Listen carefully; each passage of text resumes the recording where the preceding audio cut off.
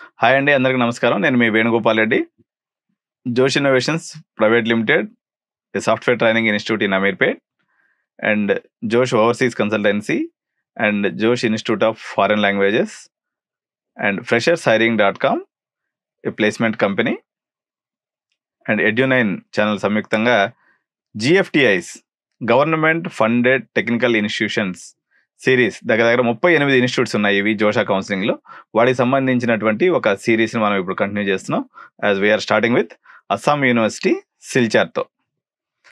So ఈ Assam university Silchar గురించి ఇది 1994లో ఎస్టాబ్లిష్ చేయబడి 600 ఎకరాల్లో విస్తరించి చూడండి ఎంత బ్యూటిఫుల్ ఇమేజ్. సో చాలా అద్భుతమైనటువంటి క్యాంపస్.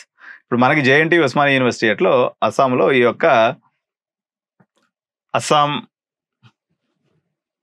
యూనివర్సిటీ ఎట్లా అన్నట్టు మనకు ఉస్మానియా JNTU లాగా అక్కడ ఇది అట్లా.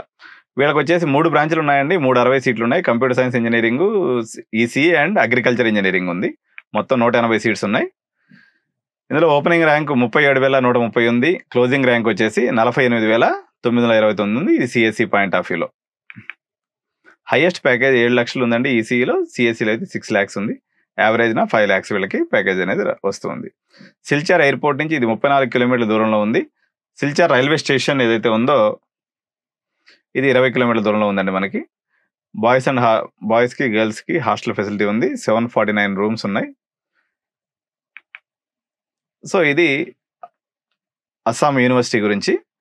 సో దీనికైతే కొంత నెగిటివ్ రిమార్క్స్ ఉన్నాయి, పెద్ద మెయింటెనెన్స్ సరిగా ఉండదని చెప్పేసి పేరున్నప్పటికీ, కానీ ఇది జోషా కౌన్సిలింగ్లో అయితే ఉంది as GFTI. Thank you so much. So please like, share, comment on this video. Thank you.